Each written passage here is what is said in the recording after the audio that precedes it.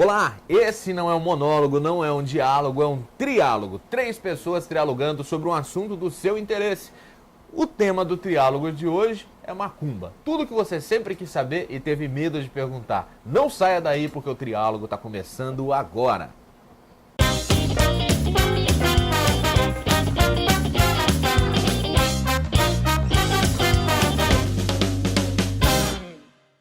As religiões afro-brasileiras, elas são vítimas de muito preconceito. E o berço desse preconceito é a desinformação. Então o triálogo hoje vai tentar quebrar um pouco dessa desinformação, romper um pouco o preconceito, e para isso eu tenho 2 convidados que pesquisam as religiões afro-brasileiras. A gente tem o Rodolfo dos Santos Cafezeiro, ele que é cientista social e pesquisador das religiões afro-brasileiras. Temos também o Fabiano Costa Leite, ele é um cientista das religiões e também é pesquisador. Antes de começar o programa, eu queria que você assistisse esse vídeo.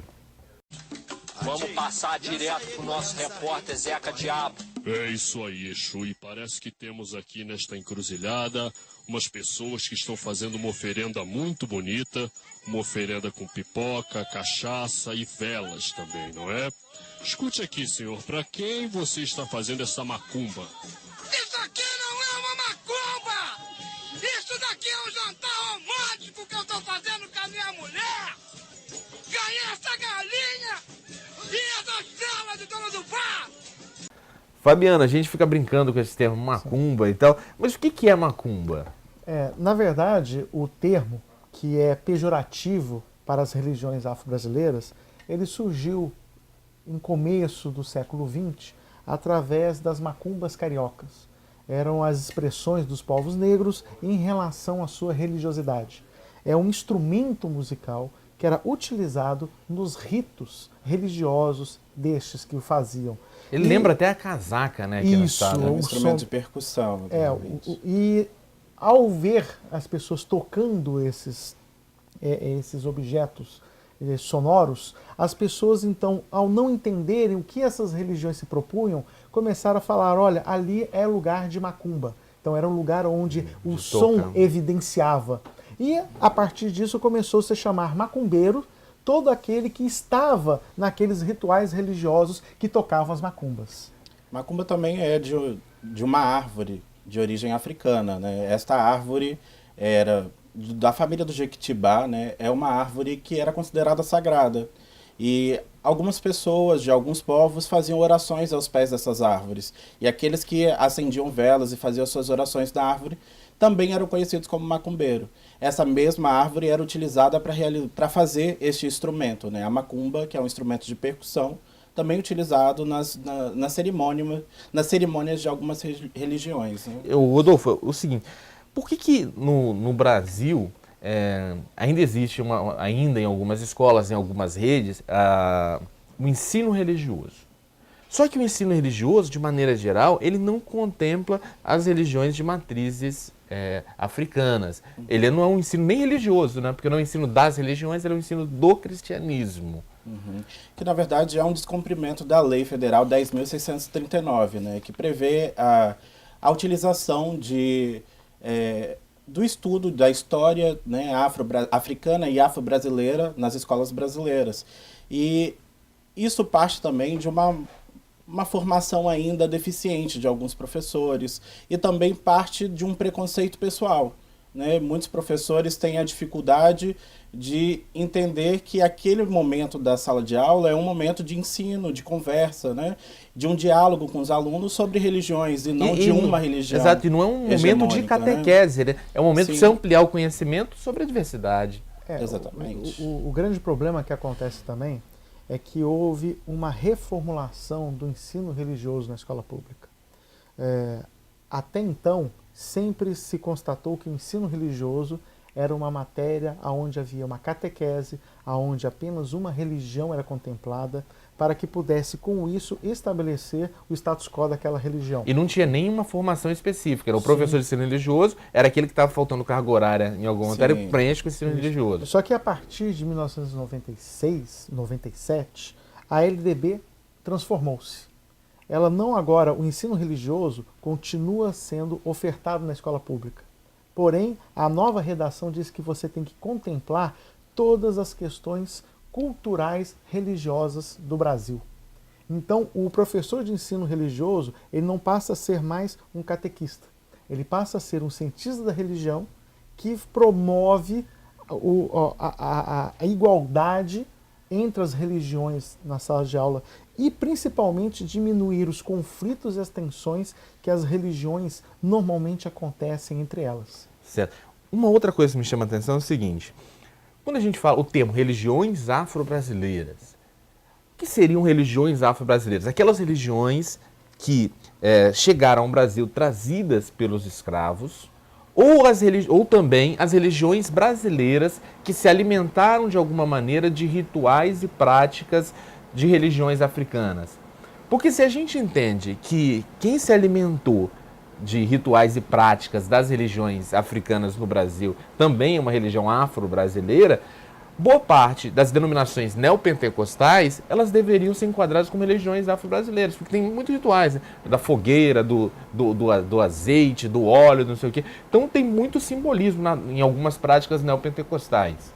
Na verdade, o que acontece, primeiro, ao meu ponto de vista, já é uma destituição de personificação a partir do momento que se fala religiões afro-brasileiras. Ninguém fala religiões europeias, ninguém fala religiões ítalo-brasileiras, né? Na verdade, elas têm nomes, e elas são muito vastas, mas existem 3 ou 4 representações que são muito significativas no Brasil. A Umbanda, o Candomblé, Xangôs e Tambor de Mina, por exemplo.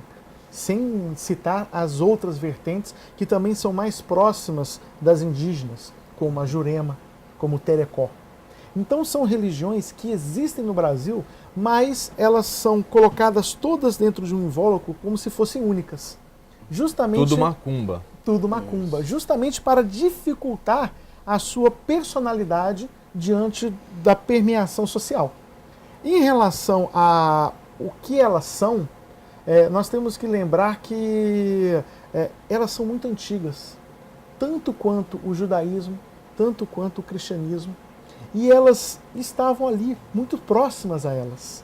Se você fizer uma comparação grosseira, mais comparativa, do panteão africano com o panteão romano, o que seria o panteão, para quem está nos assistindo?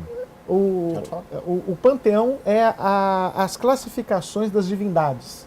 Então nós vamos encontrar divindades, por exemplo, como Hermes, que era o ser divino que fazia a mensagem entre o homem e as divindades. Nós vamos encontrar também no panteão africano a figura do Exu, que também faz o mesmo processo, as mesmas questões.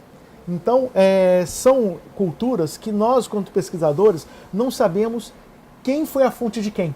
Mas elas têm grandes relacionamentos entre elas. Tem uma coisa que eu posso falar aqui que pode até causar um desconforto em quem vai ouvir, mas não é questão de causar desconforto, nem querer ser herege ou provocar. Mas se a gente for analisar, por exemplo, o mito da criação.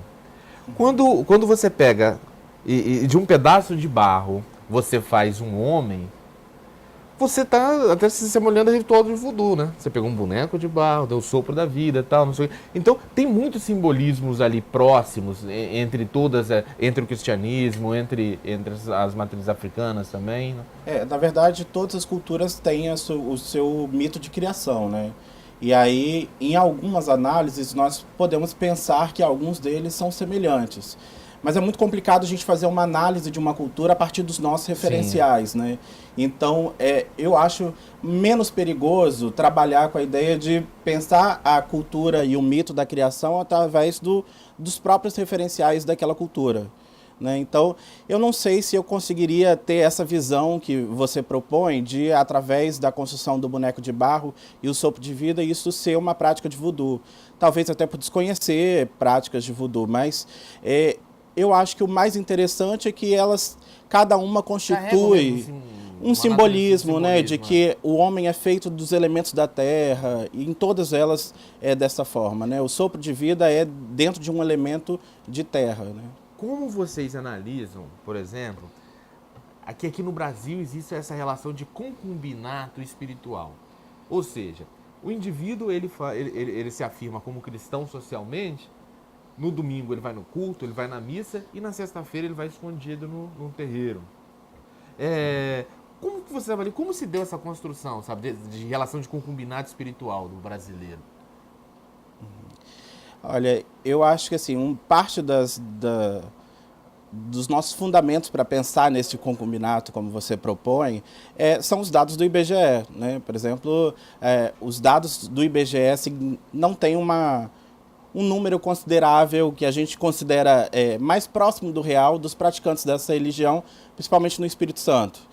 E talvez a gente faça uma interpretação de que, porque exista dessa forma, as pessoas, por medo de preconceito, por dificuldades de aceitação social, se denominarem dessas religiões afro-brasileiras, né? Mas eu acho que é parte da cultura do brasileiro ter essa interligação dessas religiões, assim, porque até o catolicismo brasileiro, ele é tratado, visto mundialmente como um diferente, né? O catolicismo brasileiro, ele é diferente, assim como todas as outras religiões, porque assimilaram alguns elementos de outras religiões. Agora, eu precisaria de um estudo um pouco mais aprofundado para dizer sobre isso, né? Se nós observarmos a nossa matriz religiosa, a construção do Brasil enquanto sociedade que culmina no hoje, nós estamos falando de portugueses que vieram com uma construção católica, popular, mística, Sim. que se entrega também permeando-se ao indígena, pagelância e observação da natureza, fenômenos e ancestralidade, ligados também a uma cultura negra, que através da diáspora nos traz o quê? O intercâmbio dos orixás, o falar com deuses, o se assimilar com divindades e reverenciá-los. Então, o Brasil tem uma construção na sua raiz mística mágica e que não é de uma hora para outra que se desfaz esses processos. Então, esse trânsito religioso, aonde a pessoa hoje ela procura um processo religioso específico, mas sente necessidade de realizações, de complementações em outras raízes religiosas, é justamente desses processos de origem. E não só no trânsito religioso do afro-brasileiro para o cristão, mas também do cristão para si mesmo. Sim. Você vai ter, por exemplo, protestantes que são Tem uma fatia históricos, do Bom Fim. que são históricos, que o sistema de mágico dele é pequeno, mas ele também frequenta diversos cultos pentecostais. Na segunda-feira, Fogueira Santa, na terça-feira, Orações pela Família, na quarta-feira, o culto da prosperidade, só que no domingo ele vai ao seu sistema religioso principal. Então isso acontece também dentro das próprias religiosidades, então por que não nas interreligiosidades, aonde depois, quando ele há necessidade, ele acha necessário o aumento, a potencialização dos seus processos religiosos dentro de matrizes africanas também. E daí de uma prática tradicional também, por exemplo, das benzedeiras, né? Sim. Que utilizam também de um sincretismo que estão benzendo aos santos, né? E era uma prática muito comum de pessoas da Igreja Católica, que eram benzedeiras, eram pessoas de religiões mais tradicionais, né? Ainda hoje é bem comum. Sim. A gente vai para o intervalo bem rápido, o assunto está bem dinâmico, nem deu para tocar em todos os assuntos desse primeiro bloco, infelizmente, mas a gente no próximo bloco volta com as perguntas que foram oferecidas pelo público. Você também pode mandar pergunta para a gente. No próximo bloco eu te explico como mandar pergunta e participar das edições do Triálogo. A gente vai para o intervalo rapidinho e volta já já. Não sai daí, senão eu te jogo a macumba, hein?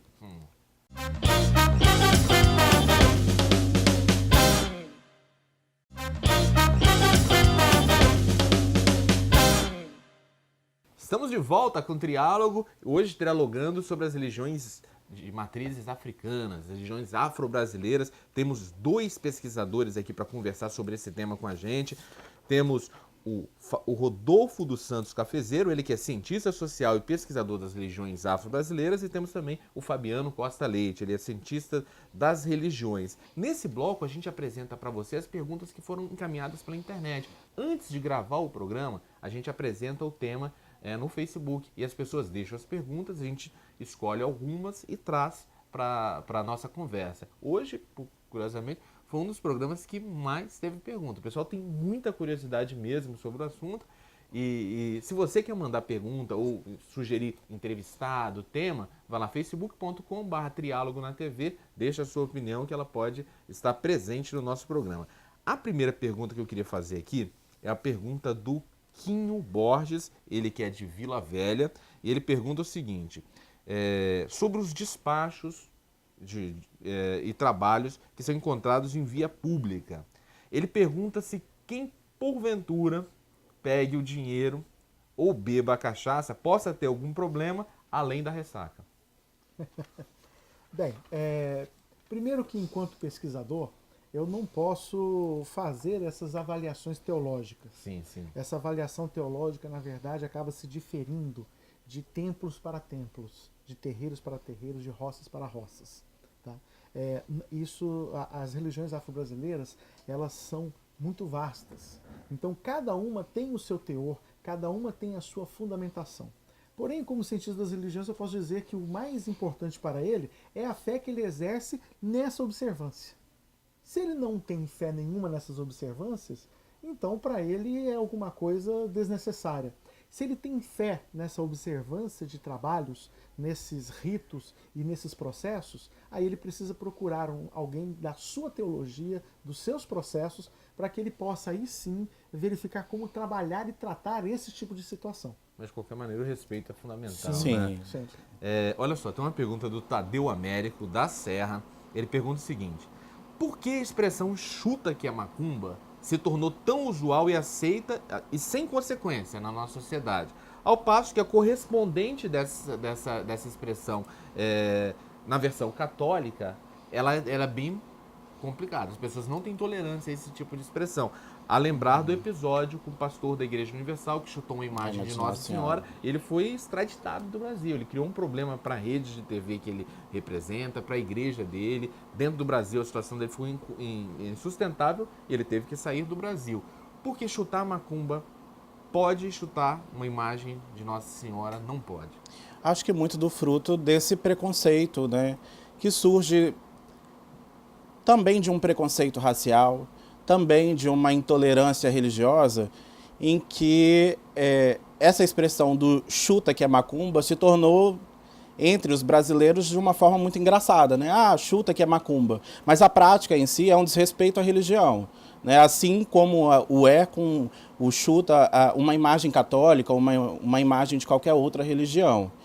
Eu não saberia te dizer assim, com fundamentos, o porquê que isso no Brasil se tornou tão mais aceitável o chuta, a macumba, e não o chuta uma imagem de um santo. Mas também permeado por essa nossa construção religiosa, né? De que o Brasil tem essa ideia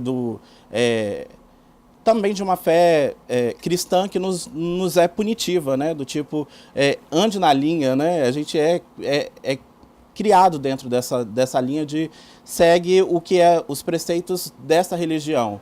E não que outras religiões também não sejam cristãs, como a Umbanda é cristã, né? A Umbanda também é cristã. Sim.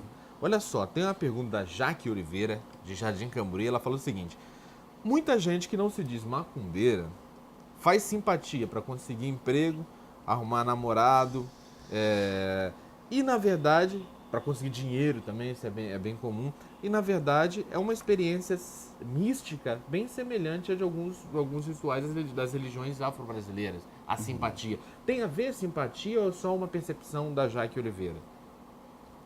Primeiro que, na verdade, até os próprios adeptos das religiões afro-brasileiras também não se consideram macumbeiros.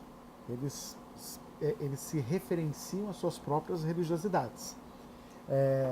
Segunda questão é que, como nós falamos no primeiro bloco, nós temos a questão mística, mágica do brasileiro. Então, algumas coisas permeiam, inclusive, não religiões afros, mas há processos religiosos, místicos, mágicos europeus, como é o caso do costurar a boca do sapo.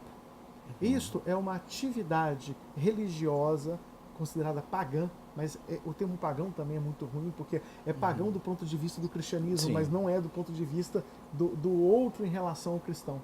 Então, mas vou considerar esse nome para ficar mais fácil o entendimento. Então, costurar a boca do sapo é uma atividade que se encontrava na Europa alemã, naqueles locais onde os processos mágicos aconteciam nesses processos de desfecho. Porém, ao chegar ao Brasil, e normalmente por degredos portugueses, e não através da diáspora africana, ele foi incorporado ao sistema mágico brasileiro. Porém, para que a maioria da população que oprime esses tipos de religião, todo processo que for considerado mágico, místico, errado ou não, é abarcado a ele. Sim. Então, algumas simpatias provavelmente são de origem cristãs, origens asiáticas, origens europeias. Não, talvez até católico, por exemplo, aquela prática do São Longuinho, eu vou dar 3 pulinhos. Não é uma simpatia. E não necessariamente uma cultura afro-brasileira. Todas as religiões têm esse processo. Quando nós vamos evidenciá-las, nós vamos ver que há muita necessidade de se passar através do sagrado para conquistar alguma coisa que ele acha que ele tem direito. É normal do religioso. E também não ligados necessariamente a uma religião, a outra, mas também de uma construção do sistema mágico do indivíduo, né? Exato. O indivíduo precisa ter algumas estruturas, né, do religioso para se religar, né? Religião é isso, E se religar. Permite, tem algumas que também são, inclusive, sem religião alguma. Então, como a tal da entra areia, sai verruga na praia para tirar as verruguinhas que a pessoa Sim, tinha. Não há processo religioso nenhum, a não ser a fé sobre aquele processo específico que sairá. Se você perguntar, mas de qual processo religioso é esse? Ninguém sabe, não se aplica a ele. Sim. A Nani de Vila Velha, ela pergunta o seguinte: por que em muitas práticas das religiões afro-brasileiras está presente o número 7? Ela lembra que algumas magias dão como prazo 7 dias, algumas duram 7 meses, 7 anos. O 7 está presente por qual razão? Olha, eu acho que o Fabiano, como cientista da religião, é Ficou mais. difíceis Porque pra ele. essa é uma pergunta complicada.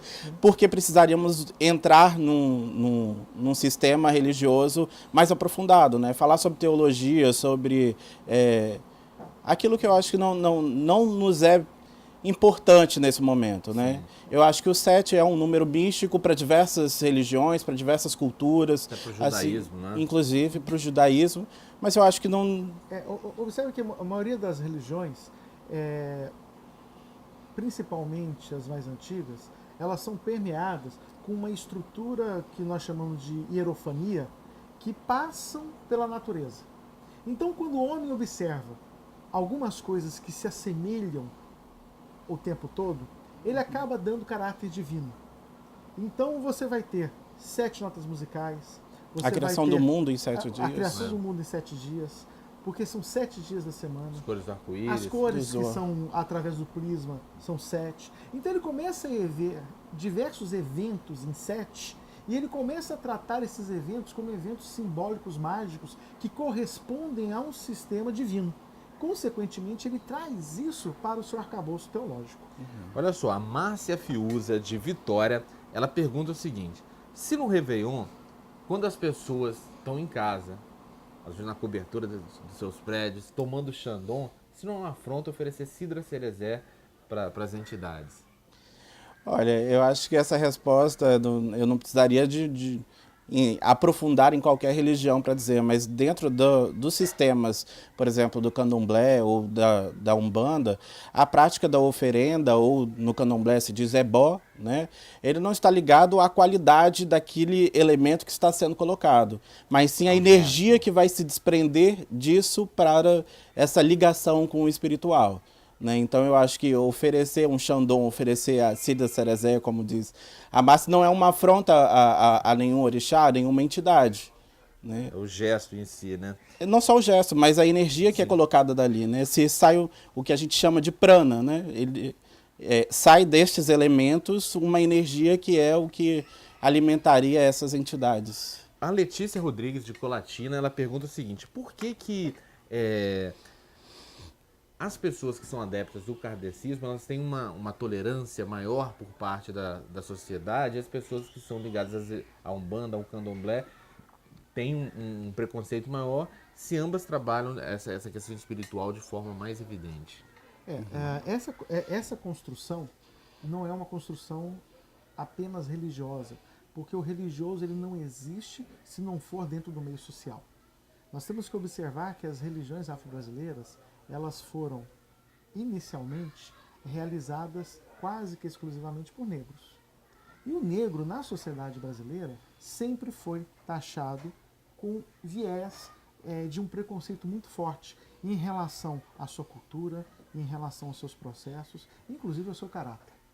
Então, consequentemente, você ter um sistema religioso que é cultuado por negros e você ter um outro sistema religioso que é cultuado por brancos, porque um advém da África, o outro advém da uma França europeia, então você tem aí até a tentativa de definir, ora, se os dois começam a realizar processos semelhantes, então eles são semelhantes? Em 1920, 1950, não. Até hoje, não. Então, considera-se até, um faz alto espiritismo, o outro faz baixo espiritismo. Magia branca, magia branca, mesa magia branca. que é justamente a tentativa de se descolar socialmente de grupos de pertencimento, para que aí sim você possa exercer todo o seu preconceito que a sociedade é imbuída nesses processos. E não iria ser diferente na religião. Exato. E também de descaracterização de uma outra religião, né? Eu posso dizer a partir da minha religião que a sua é uma religião de baixo espiritismo ou de alto Porque espiritismo. nunca quem está embaixo falando nós somos de baixo, é o de cima olhando quem e vai atribuindo dizer. valor. Infelizmente a gente está estourando todo esse tempo porque o assunto está muito bom. A gente vai para um rápido intervalo, gente. No próximo bloco a gente vai conversar aqui sobre indicações de leitura. Tá gostando do assunto? Quer se aprofundar? Eles vão trazer boas indicações de leitura para você ler, aprofundar seu conhecimento e romper com preconceito. Fica aí que a gente volta rapidinho.